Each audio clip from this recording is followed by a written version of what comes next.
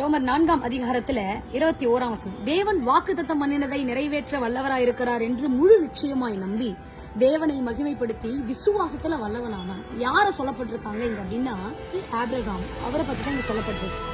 ஏன் இங்க அவர் விசுவாசத்துல வல்லவனானான்னு சொல்லப்படுறாங்க அப்படின்னா, அதாவது குழந்தையே பிறக்காது அப்படின்னு நினைச்சவருக்கு அழகான ஈசாக்கை தேவனாகிய கர்த்தர் கட்டளையிட்டார்.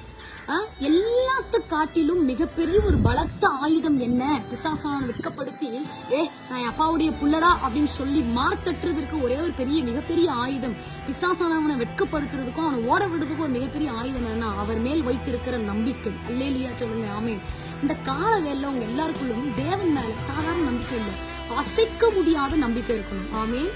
அவர் சொல்லியிருக்கிறார் செய்வார், அவர் நினைத்திருக்கிறார் எனக்கு நடக்கும், அவர் திட்டம் போட்டார் என் காரியத்துல என் வாழ்க்கையில எல்லாமே நடக்கும்ன்ற ஒரு மிகப்பெரிய அசாத்திய நம்பிக்கை இந்த காலவெல்லாம் உங்களுக்குள்ள எப்படியா சூழ்நிலை மாத்தி கொடுக்கணும் அப்படின்னு சூழ்நிலை மேல நம்பிக்கை இருக்காதீங்க, மனுஷங்க மேல நம்பிக்கை இருக்காதீங்க, மாறாக யார் மேல வாக்குத்தத்தம் பண்ணினவர் மேல நீங்க நம்பிக்கை வைக்கும் போது அவர் என்ன சொன்னாரோ அதை செய்து முடிக்க அவர் வல்லவரா இருக்கிறார். அவரை மட்டும் நம்புங்க, அவர் வாக்குக்கு மட்டும் சரி கொடுங்க.